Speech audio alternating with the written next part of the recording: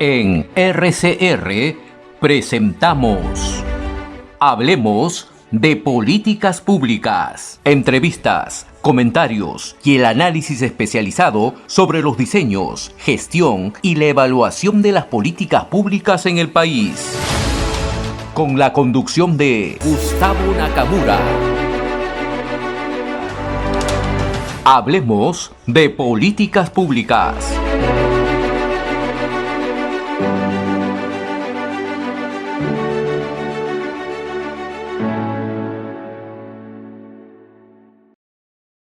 Está conmigo ya mi colega regidor, el regidor Walter Oyarce. Muchas gracias, Walter, por asistir al programa y estar con nosotros.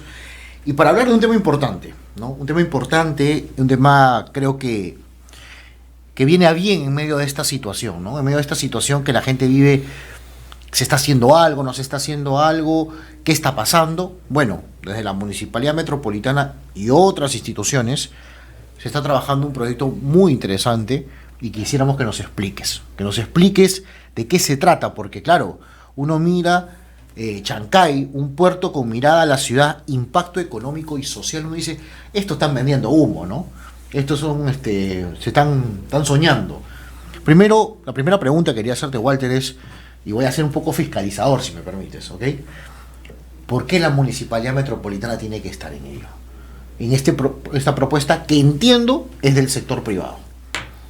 Sí, mira, en primer lugar quiero darle un abrazo a toda la gente que nos está viendo, gente que te sigue, y ellos tienen que saber que yo a Gustavo lo conozco hace poco, ¿no? Poco tiempo, pero yo le he agarrado un aprecio porque yo te valoro, Gustavo, tú eres una persona con mucha integridad y la verdad que para mí el que tú me invites a tu programa es un honor, ¿no? Fíjate, la pregunta que tú haces, como tú dices, una pregunta fiscalizadora y que la gente es muy probable que no la entienda. ¿Por qué? Porque no conocen cuáles son las funciones que tenemos nosotros como regidores, ¿no? Ustedes deben saber que un regidor cumple básicamente, o sea, las principales funciones son tres. La primera es legislar normas que contribuyan al bienestar de la población, ¿no? Y para legislar normas, primero tienes que haber conocido un problema, haber analizado cuál es la solución y darle forma legal para que sea obligatorio el cumplimiento de los caminos que uno tiene que seguir para encontrar la solución. En segundo lugar, nosotros fiscalizamos. Fiscalizar es verificar que las cosas se hagan bien, que los funcionarios cumplan las tareas que tienen que cumplir. Y la tercera función es representamos a la colectividad que de alguna manera con su voto nos ha elegido, nos ha puesto en este cargo, ¿no? Para trabajar por el bien de la ciudad. Entonces, pero cuando tú representas a la gente, en realidad lo que haces es buscas el camino para solucionar los problemas que ellos te manifiestan o los problemas que tú ves con la experiencia que uno va teniendo. Y los problemas, definitivamente yo los divido en dos grandes grupos, ¿no? Los problemas que son urgentes, que son los incendios que hay que atacar, y los otros son los problemas importantes, que es la razón de ser, la profundidad de lo que está generando los problemas urgentes. Si tú vas a lo importante, se van a reducir los urgentes. Pero hay momentos en que se combinan esos dos factores, porque hay problemas que se hacen urgentes siendo importantes. Uno de esos es el tema del caos que vivimos en el tránsito, porque definitivamente toda la gente que nos está viendo sabe que nosotros vivimos en una ciudad caótica. Incluso llegamos a ser la tercera ciudad con el tránsito más caótico del mundo.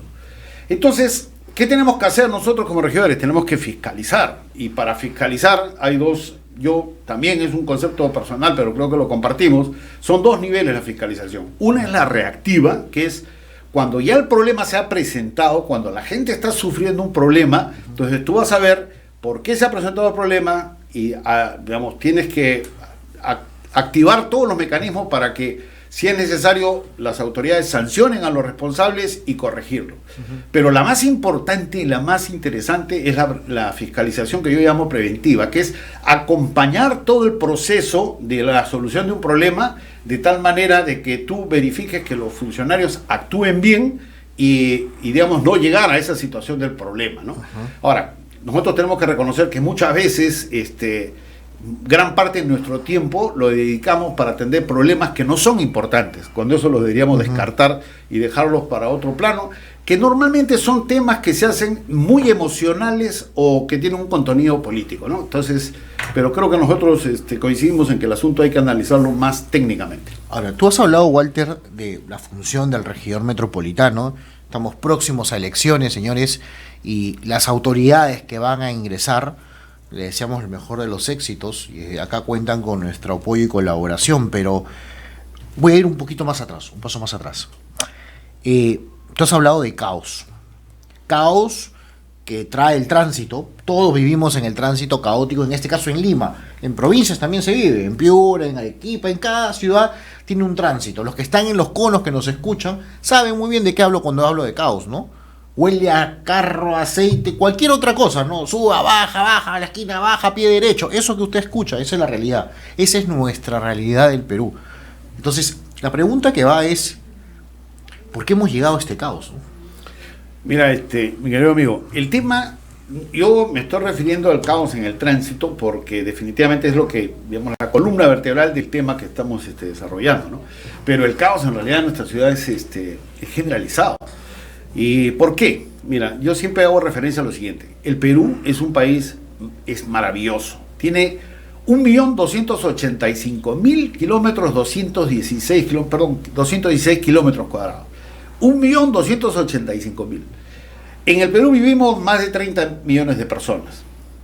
Pero en Lima, que tiene 2.700 kilómetros, estamos hablando del 0.21% del territorio del Perú, vive el 33% de la población peruana. O sea, en el 0.21 del territorio está concentrado 10 millones de personas. ¿Y por qué ocurre eso? Porque la gente de las regiones viene a Lima, hay un centralismo, ya hasta cultural, viene a Lima en busca de progreso, de salir adelante, ¿no? Y cuando llegan, se van a vivir a zonas marginales, ¿no? Toman los cerros, construyen sus casas en lugares sumamente inadecuados, ¿no? Donde no hay agua, no hay luz. O sea, es una realidad que todos lo conocemos. Entonces, pero esta gente tiene que vivir. Entonces, consigue sus trabajos en zonas lejanas, ¿no? Dentro de la misma ciudad, pero son zonas lejanas. ¿Y qué hacen las autoridades? Hacen una acción reactiva. Cuando toman conciencia que hay un grupo de miles o millones de peruanos que están viviendo en una zona que no tiene una infraestructura adecuada, le construyen sus pistas, sus carreteras para que ellos puedan trasladarse hacia sus lugares de trabajo, que se toman hasta 2 horas por día en ida y de vuelta. O sea que hay mucho tiempo que se está perdiendo en esto de acá. Y lo que ocurre en esa forma de vida es que nos afecta nuestro bienestar. La gente está viviendo con una tensión increíble, se crea un resentimiento y que termina dividiendo el Perú. Porque si el Perú trabajara unido, definitivamente tendríamos que consolidar lo que para mí es que nosotros estamos condenados a ser una potencia en el mundo, ¿no? Entonces, eso es lo que está pasando. Interesante lo que mencionas, es el tema del caos, del tránsito, que es una solución que viene antes.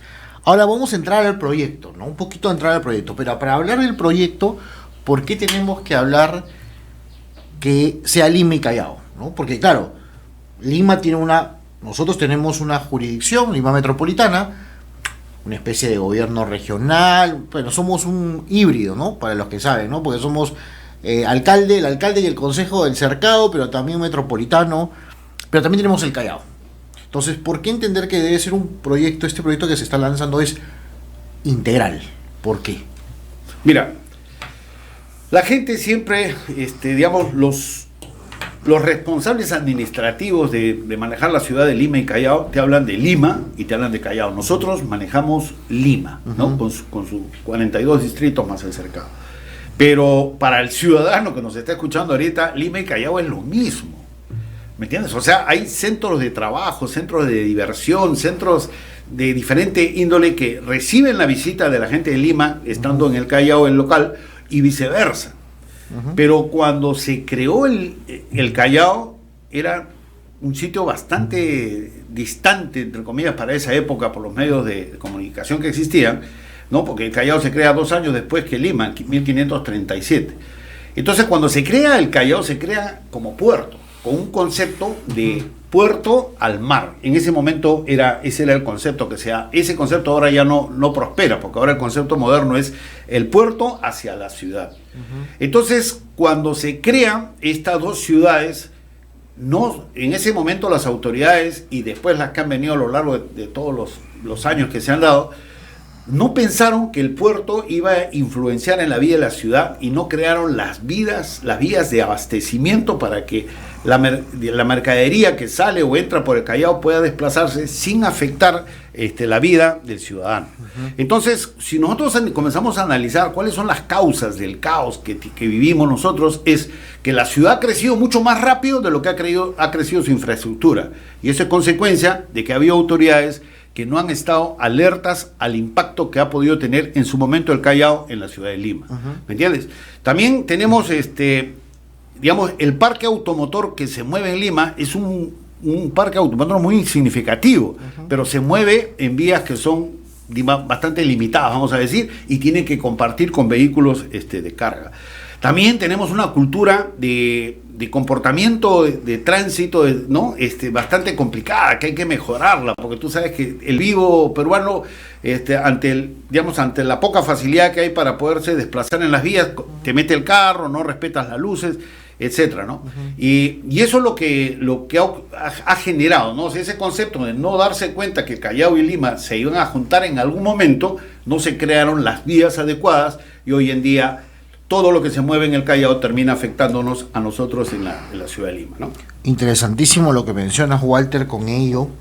Yo sé que tu recorrido profesional, hay que decirlo, cada que nos acompaña es un ex marino, ¿no? ¿En qué rango te quedaste?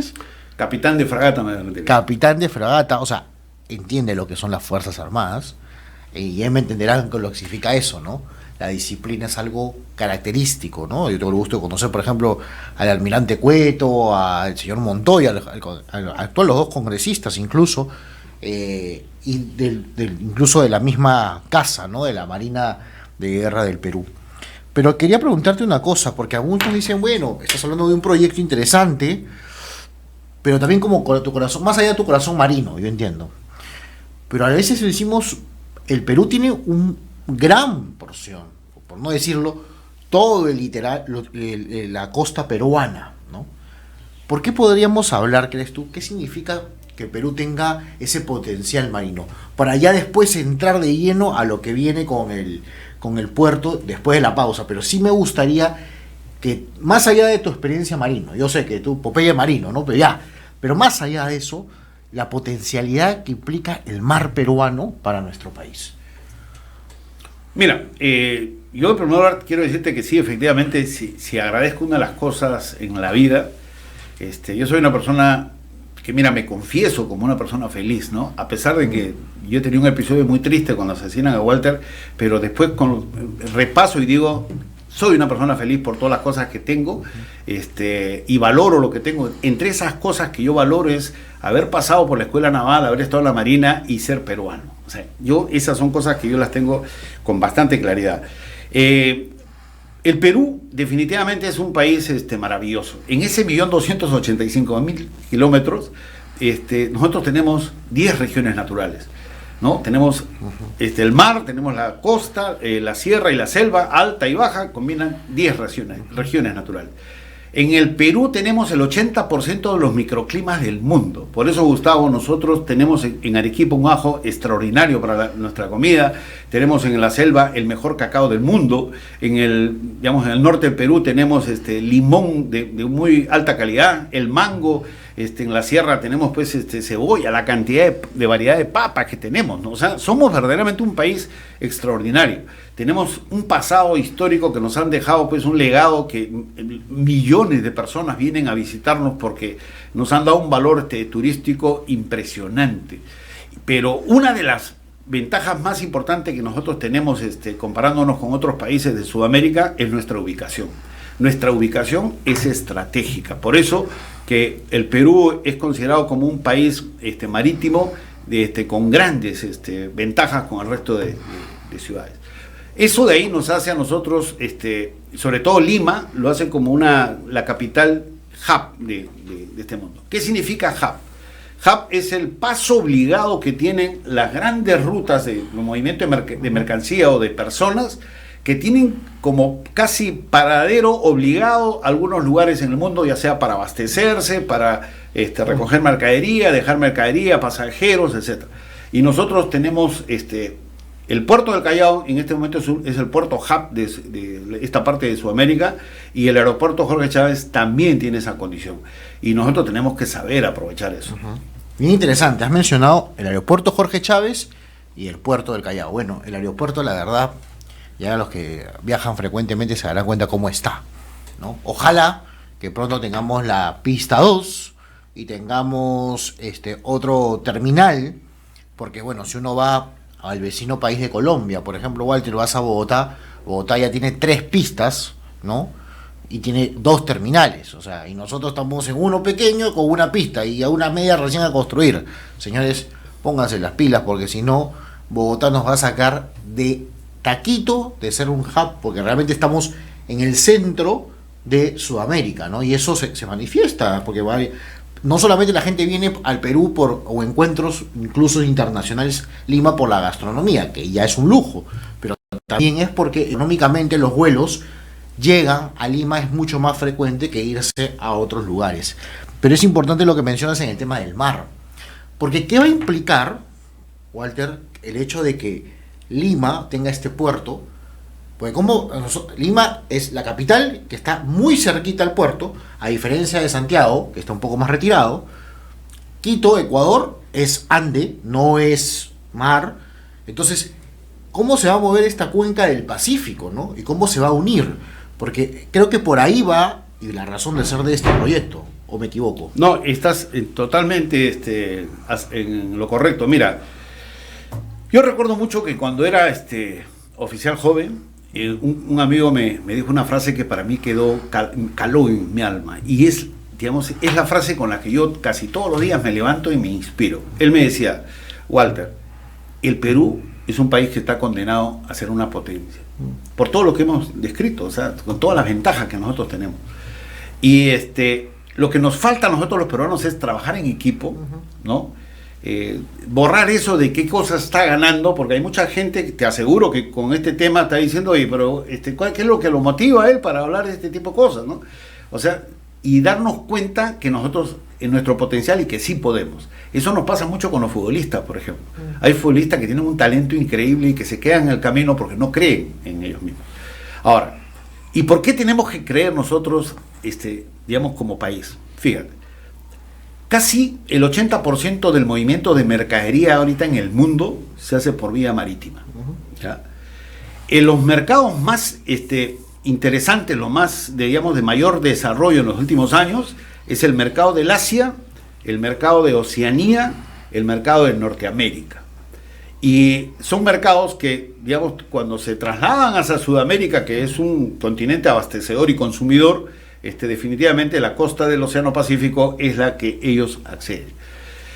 En la costa del Océano Pacífico no hay todavía un puerto que reciba buques de 18.000 TEUs, que son contenedores, vamos a decir así, para simplificar el mensaje. No existe ahorita un puerto en Sudamérica. Entonces, estos grandes mercados que venden y compran, lo que hacen es mueven estos barcos inmensos y que no pueden pasar de un océano a otro, porque no pueden pasar por el canal de Panamá. Entonces tienen que llegar a una de las costas, y las costas que están llegando ahorita son solamente las norteamericanas. Pero entonces, si nosotros como país nos damos cuenta de eso y ponemos un puerto que reciba esos barcos, nos vamos a convertir en el paso obligado, porque esos barcos van a venir, van a dejar su mercadería, y de acá van a salir con buques más pequeños a repartirlos por los otros puertos y eso ha sido una preocupación de las autoridades chilenas. Ellos, al tomar conocimiento de las características que tiene el puerto de Chancay, ellos han dicho: ojo con Chancay, nos va a quitar una preponderancia en los puertos chilenos y nos vamos a convertir en usuarios de Chancay. Eso es. Y como te digo, el 80% de la mercadería del mundo se mueve por el mar, y nosotros estamos en una ubicación estratégica que no debemos desaprovechar, ¿no? O sea, ¿para qué vamos a dejar que Ecuador o dejar que Chile nos ganen si nosotros tenemos una posición estratégica más ventajosa que ellos? ¿Qué es lo que tenemos que hacer, mi querido amigo? Es solamente reaccionar y darnos cuenta, hacer fiscalización preventiva y darnos cuenta de lo que se está dando. Ahora, la gente dirá, oye, tú eres regidor de Lima, tú no eres un empresario que se está moviendo en el mercado. No, porque todo este movimiento de mercadería que se va a dar en el Callao o en Chancay va a terminar afectando lo que es el transporte en las vías de la ciudad, ¿me entiendes? O sea, si ahora es caótico, cuando funcione Chancay va a ser mucho más caótico. Bien interesante lo que mencionas, Walter, sobre el tema del transporte y el impacto que va a producir, ¿no? Estratégicamente, queridos amigos, dense cuenta, ¿no? Estratégicamente, Lima sufrimos la humedad, sufrimos un poco que panceburro, ¿no? Últimamente sí sale el solcito en esta época, pero siempre nos quejamos de que Lima, mucho frío, mucha humedad, los bronquios y todo ello, pero por algo estamos cerca del mar también. Entonces, nos ha bendecido, ¿no? Si los que creen en Dios, o los que creen en los sapos, como crean, ¿no? Particularmente yo creo en Dios, pero estamos bendecidos de tener un lugar estratégico y geopolíticamente hablando, potente, que nos abre a todo el Pacífico, donde las potencias mundiales buscan intercambio y podemos ser el centro para que después de aquí se vayan al Brasil, de aquí a Chile, de aquí a Argentina, de aquí a Bolivia, a Paraguay. Si los paraguayos van a querer importar o exportar, mejor dicho, la soya, ellos le llaman soja, pasan por Bolivia, Lima y sale para China. Ya no van a tener que darse toda la vuelta. Aprovechemos esa oportunidad que tenemos como país, geopolíticamente hablando. Vamos a ir a una pausa, pero muchos me preguntarán, ¿sabes qué, Walter? Nos estarán preguntando, ya, ese es en el tema empresarial, pero ¿cómo va a impactar a la población? Ese quiere decir en el papeo, en el trabajo, en la calidad de vida del ciudadano. Como a Walter le gusta el fútbol, que es hincha de un equipo, ya saben, de Alianza Lima, entonces, bueno, le he dejado tirando la pelota, picando a ver si hace el gol o no. Porque el ciudadano, Walter, hasta ahora no se escucha, dice, bueno, bien por ustedes, suerte que ustedes son regidores, o suerte que usted es empresario, o usted, bueno, llega en ese rubro. Yo voy a sufrir el tráfico, yo voy a sufrir que pasen trailers, más combis, haya más caos de repente vehicular. ¿Cómo me va a beneficiar a mí que ustedes hagan un puerto en Chancay? Mira, como yo les he dicho, es un tipo inteligente, por eso que yo lo valoro bastante, porque efectivamente lo que ocurre, yo en los últimos años me he dedicado un poco a la actividad docente, pues, y hemos hecho mucho trabajo con empresarios, y siempre hay que pensar en el cliente, en el usuario, el beneficio. Y efectivamente, oye, a mí o sea, háblame de los beneficios o de los problemas que voy a tener con el puerto de Chancay, ¿ya? Porque hasta este momento, ¿qué hemos hecho? Hemos analizado cuáles son las funciones de un regidor y por qué como regidores tenemos que meternos en el tema. Hemos analizado que estamos pisando una tierra bendita que tiene muchas oportunidades como país, con nuestra capacidad emprendedora y todo. Porque yo cuando escucho hablar mal de los peruanos, hago oídos sordos, porque para mí el peruano es extraordinario. O sea, definitivamente no quiere que le den bonos, le quiere trabajar porque sabe que así sale adelante. Y después hemos hablado de nuestra posición estratégica en el mundo, ¿no? Que es algo que nos debe disparar. Entonces ahora tendremos que hablar un poco de lo que es el puerto de Chancay. Miren, yo les voy a comentar algo. Yo sobre el puerto de Chancay lo escuché hablar hace ya bastantes años, cuando todavía estaba en la Marina. Un almirante, el almirante Ribaudo, que tenía, su familia era empresaria y tenía empresas de harina de pescado, en una oportunidad comentó que el crecimiento del Callao en las condiciones en las que se encontraba iba a dificultar la vida en Lima, y él decía, hay que descentralizar el puerto del Callao, hay que ponerle un puerto que lo acompañe y que, digamos, lo ayude a aprovechar todas estas ventajas, porque si tú tienes al costado, es igual como en el fútbol, tienes un buen compañero al costado y es bueno, tú también vas a ser mejor, ¿no?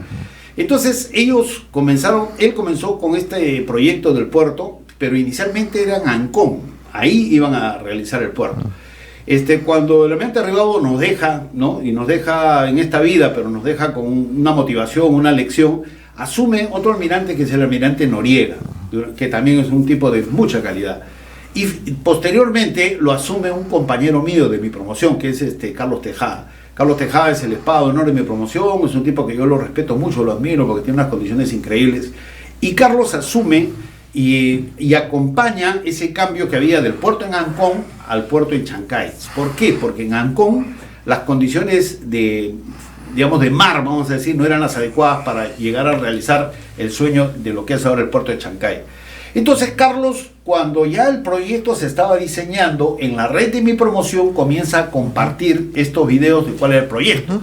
Pero yo todavía ni soñaba ser regidor, ¿me entiendes? O sea, pero ya estaba enterado de lo que ellos estaban haciendo y la necesidad de desconcentrar el Callao. No conocía tampoco el impacto, digamos, que tiene en el tránsito, digamos, estos puertos. Pero no es hasta que el alcalde, el señor Miguel Romero, nos invita a hacer un paseo, un recorrido por la línea que se ha construido, digamos, como alternativa para la gente se pueda mover por la ciudad, digamos, por el borde de la ciudad de Lima, que implica pues la avenida Las Torres, después pasa a Mayito, que termina en la carretera Canta, y de ahí hicimos una trocha de 42 kilómetros que terminó en Huaral, y de Huaral llegamos a Chancay, ¿no? Y cuando nos hacen una presentación de lo que es el proyecto en el sitio, me di cuenta de que definitivamente estábamos ante algo que de todas maneras nos iba a impactar. De todas maneras. Gustavo, no hay forma de que lo que pasa en Chancay no termine repercutiendo de manera positiva o negativa en Lima. No hay forma. ¿Ya? Entonces, tu pregunta es, oye, ya nos va a impactar. ¿Y cómo va a impactar económicamente? O sea, vamos a hablar de la parte económica nada más y no hablamos de las facilidades. El puerto de Chancay es un puerto el que le están invirtiendo 3.000 millones de dólares. En la primera etapa va a mover 1 millón de contenedores. Va a generar una actividad económica ahí en Chancay que va a terminar influenciando Huaral y la parte de Ancón. Se van a desarrollar puestos de trabajo, se van a desarrollar muchas empresas que van a comenzar a producir productos para que o que los consuma el puerto o que del puerto salgan al mercado del mundo. Mucha gente que vive en la Lima Norte, vamos a decir, que hoy en día tiene que venir a la Lima Centro, o la Lima Sur o la Lima Oeste para trabajar, ya no va a necesitar, porque se va a crear una demanda de puestos de trabajo ahí que van a moverse con mucha facilidad. ¿Y qué es lo que va a ocurrir? Ese centralismo que existe en Lima lo va a ayudar a desconcentrar. Pero esa desconcentración de oportunidades de trabajo, todo que le interesa a la gente que se va a dar, digamos, hay que evitar que genere un caos. Porque si nosotros no construimos las vías que se necesitan, vamos a tener pues una ciudad con más caos. Imagínate, estamos hablando de 1 millón de camiones al año que van a circular. Entonces tenemos que hacer las vías nuevas, alternas. Y ahí viene la pregunta, ¿no? Oye, ¿y por qué tú estás hablando de esto? Porque soy consciente, estoy haciendo fiscalización preventiva. Si nosotros no ponemos el tema en la mesa, como lo estoy poniendo ahora, si la gente no sabe que tenemos una gran oportunidad de progreso, pero hay que darle las facilidades para que eso llegue a todos los sectores, estaríamos cometiendo el mismo error que cometieron las autoridades que no prepararon las vías de acceso al puerto del Callao. Y ahora, ¿y quién tiene que hacer eso? Nosotros no. Porque nosotros como Municipalidad de Lima nos movemos en nuestra Lima y los 42 distritos, ¿no? ¿Quién tiene que desarrollarlo? Tiene que desarrollarlo el Poder Ejecutivo, que tiene como brazos de ejecución el Ministerio de Transporte, tiene la ATU y los gobiernos regionales. Entonces, pero ellos, digamos, no estoy diciendo que no estén al tanto, pero hay que ponerlos, es decir, oye, necesitamos que tengas ya alternativas y que te des cuenta, porque el puerto de Chancay en 2 años ya está funcionando. Si en 2 años no hemos construido las principales vías, vamos a generar una sobrecarga de caos. Ahora, cuando funcione el puerto de Chancay, ¿qué le va a ocurrir? Toda la carga que viene por el norte, por la Panamericana Norte, esa carga ya no va a llegar al centro de Lima.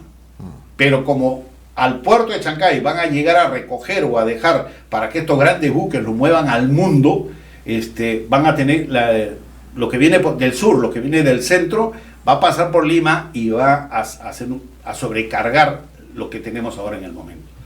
Ahora, entonces, viene la pregunta, ¿no? Oye, pero ¿y quién tiene que construir? Y he dicho, el Estado. ¿Y por qué lo tiene que construir? Porque va a generar oportunidades. ¿Y el puerto por qué? ¿Le vamos a hacer el favor? No.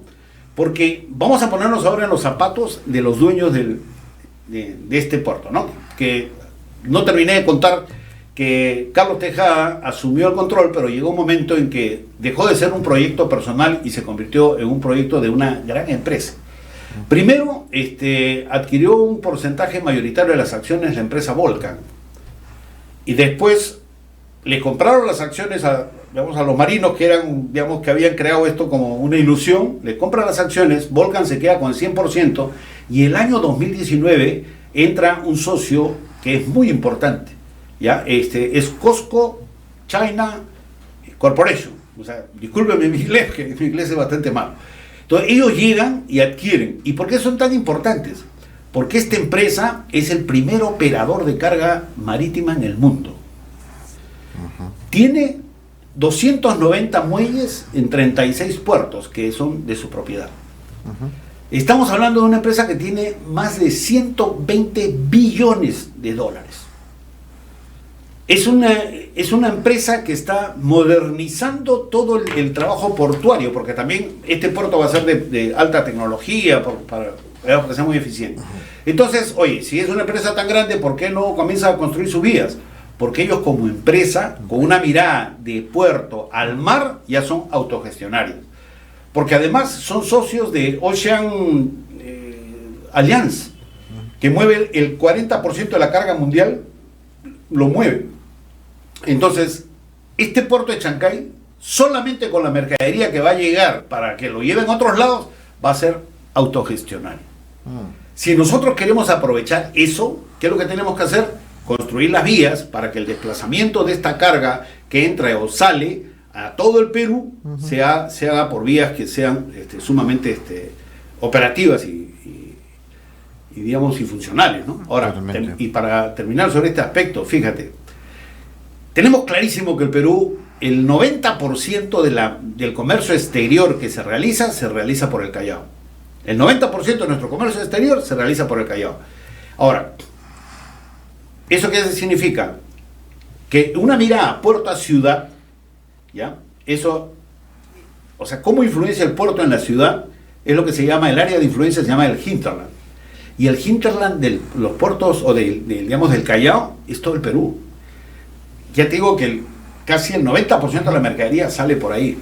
Entonces, pero no solamente es eso, mi querido amigo, porque hay países, ¿ya?, que no tienen costa en el Pacífico, Bolivia, Brasil, Colombia, han desarrollado un proyecto de interconexión de vías para que la mercadería de ellos o la mercadería que viene del Asia llegue a estos países, y esas carreteras se llaman el IRSA. O sea, el IRSA va a potenciar mucho más aún los beneficios que nos da el puerto de Chancay. Interesante, Walter, lo que mencionas. Totalmente entendible, y el ciudadano de a pie dirá, ya, pero Walter todavía no me contesta cómo voy a comer. Muy sencillo, te lo voy a explicar, querido mío. A ver, si la empresa invierte, ya ahorita está invirtiendo, están construyendo. Por tanto, están dando a chamba, así como se dice, le están dando chamba al ciudadano de a pie, a ese ciudadano que está trabajando ahorita. ¿Y quién se beneficia? No solamente él, sino su familia y sus hijos, porque le está dando un pan para que pueda, con su trabajo pueda comprar un pan. Bueno, ahora el pan ha subido, pero bueno, compre pan y medio pan, aunque sea, pero compra, ¿ok? Y ese le compra ¿a quién? Al panadero. Y el panadero también da chamba a otra gente. Y ese panadero también le compra la harina al productor. Y así, secula seculorum. Es una cadena la economía. Y tenemos que entenderlo de esa forma. Y es una inversión, entiendo que netamente privada.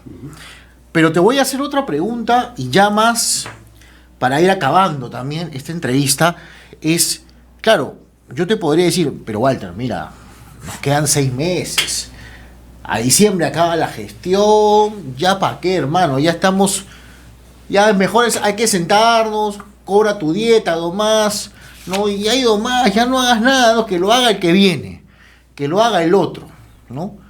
Y el ciudadano, o sea, ¿qué pasaría si no haces nada? Esa es la pregunta que yo tengo, porque a veces muchos los que estamos en política, de alguna u otra forma, dicen, no, ya, si yo no voy a inaugurarlo, no hago nada. Bueno, si yo no estoy en la foto, no hago nada. Esa es una pregunta que te hago directo, porque probablemente no vas a estar en la foto. O no vamos a estar en la foto. Sí, pero no importa, ¿sabes qué es lo que pasa? De que yo creo que lo más importante nosotros, y yo creo que ahí, o sea, ¿por qué nos hemos hecho amigos? Porque pensamos bien e igual en ese sentido, ¿no? Nosotros no nos interesa estar en la foto, sino nos interesa de que el problema se ponga a la mesa como un problema importante y que se solucione, ¿ya? Entonces, yo una de las cosas que estoy haciendo como regidor, estoy escribiendo todas mis experiencias, un sacha libro, vamos a decir así, donde estoy contando cómo llegué con cero de conocimiento, porque yo no tengo actividad política, y todo lo que he ido aprendiendo lo voy a dejar en un libro para que los nuevos que vengan lean y asimilen y, digamos, adquieran esa curva de aprendizaje que yo hice. Entonces, si nosotros, que nos queda prácticamente, pues nos queda 4 o 5 meses nada más, no ponemos el tema en la mesa, estaríamos cometiendo un gran error, porque va a ser diferente que los nuevos regidores que ingresen a partir de enero reciban un avance, por lo menos ya un problema que está más o menos bosquejado, y a que no reciban nada. O sea, y el primer paso en un sueño, mi querido Gustavo, es el 50% del logro de ese sueño. Fíjate, se hizo, porque hay que dimensionar un poco lo que está pasando, ¿no? JICA hizo un estudio en el año 2011, que es el último estudio que se ha hecho, y ellos decían que por la carretera norte entran y salen en Lima más o menos 4.686 camiones. Por la carretera Panamericana Sur son 3.901 camiones por día, lo único que te estoy diciendo es por día, en el año 2011. Por la carretera Centro venían 2.357 kilómetros y por la carretera Canta 1.486. ¿Eso qué quiere decir? De que a Lima en el 2011 entraban por día, un movimiento de 12.730 camiones más o menos. ¿Eso qué hacía? De que después analizaron lo que ocurre en el puerto y en el aeropuerto en el Callao, y ellos decían que se movía 4.000 camiones por día. Imagínate cómo esto de acá ya se ha incrementado en estos años, porque Perú ha incrementado también su capacidad de exportación y de importación, ¿no? Y ahora, digamos, sería pues con este puerto sería mucho más grande. Entonces, ¿qué es lo que tenemos que hacer? Hay que construir las vías, las nacionales que le corresponde al Poder Ejecutivo, las vías regionales que les compete a los gobiernos regionales, hay que hacer las vías metropolitanas que nos corresponde a nosotros, y hay que hacer las vías distritales que, bueno, van a facilitar el acceso. Entonces, eso es lo que tenemos que hacer. ¿Cuáles son las obras? Mira, a nosotros no nos corresponde tanto decir cuáles son las que se tienen que hacer, ¿ya? Sí hay un conocimiento, pero sé que ya nos está ganando el tiempo y no podemos explayarnos en esto. Pero definitivamente tenemos que poner el tema en la mesa para que esto se vea y poder aprovechar esta tremenda oportunidad. Yo imagino que, por ejemplo, tú, a la hora por el rigor de tus preguntas, ¿no? Una que me daría sería, oye, ¿por qué crees que los regidores van a compartir esto? ¿Sabes por qué? Así como te he conocido a ti, he conocido muchos regidores que tienen compromiso y tienen entusiasmo por solucionar los problemas. Los que vean este programa, porque voy a compartirle el link para que lo puedan ver, ellos son los que van a asumir esta tarea de tal manera que nosotros lo podamos trasladar a nuestros relevos. Mi querido Gustavo, yo sueño que nosotros vamos a contribuir a realizar ese sueño de que el Perú va a ser potencia en el mundo, porque tenemos todo para hacerlo. Lo único que tenemos que dejar es la envidia, hay que dejar las peleas, hay que trabajar en equipo y sacar adelante, porque cuando estamos hablando de sacar adelante, estamos hablando de sacar adelante a tantas familias, millones de peruanos que están viviendo en condiciones no adecuadas ahora, y esta inversión privada nos va a ayudar a solucionar gran parte del problema que se vive en Lima, desconcentrándolo, y para eso tenemos que actuar con una fiscalización preventiva. Adelantémonos a lo que viene. Muy interesante, Walter, lo que mencionas. Yo definitivamente me sumo, obviamente, a que una inversión privada socialmente responsable, como se dice, ¿no? Políticamente correcto, como en algunos lugares se menciona, pero que hagan y generen empleo.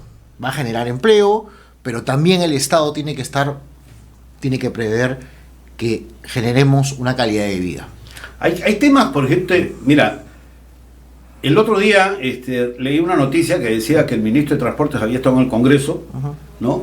Seguramente para tratar de explicar de que no es todo un desastre, pero lo que hemos visto ahí en el Ministerio de Transporte pues es algo preocupante, ¿no? Y habló de los proyectos de los trenes, ¿no? El tren Grau, que es el que va a recorrer toda la costa en algún momento, ojalá que lo podamos ver. El tren Inca, que va de Cajamarca hasta Puno. Tenemos ahí un tren que es Perú-Brasil, que va desde Chancay hasta Pucallpa, y hay otros ramales que se dan. También, por ejemplo, tenemos hacer la nueva periférica que bordea Lima, que es para que los que vienen del norte a sur y viceversa se muevan sin pasar por la ciudad. El cabotaje, por ejemplo, ¿me entiendes? Porque ya tenemos 3 puertos operativos, ya tendríamos Chancay, Callao y Pisco, y ahí por el mar llevaríamos la carga. O sea, hay posibilidades, pero hay que abrir los ojos, dejarnos de mirar con desconfianza, trabajar unidos y como te digo, o sea, nosotros ponemos el primer paso, porque estoy seguro que tú te sumas a esto, y que los regidores que vengan, que continúen, porque hay que sumar a todas las autoridades en esta lucha. Totalmente, hay que sumarnos, hay que sumar iniciativas como esta y otras más, y promover realmente, no solamente de discurso, sino también desde la legislación, desde las ordenanzas, una política de inversión privada. No del discurso, porque el discurso se lo dice, sí, bienvenidos, vengan a invertir acá al Perú y a Lima y todo, y le pones 1000 trabas a la inversión privada. Si alguien realmente cree en la inversión privada, tiene que promoverla legislando o ordenanzas o haciendo propios emprendimientos y facilitar que esto se dé definitivamente. Entonces, yo te agradezco, Walter, por la deferencia que has tenido para hablar con nosotros sobre ello. Creo que tenemos un camino largo, pero se va a hacer. Hemos presentado Hablemos de Políticas Públicas. Nos reencontramos en nuestra próxima edición.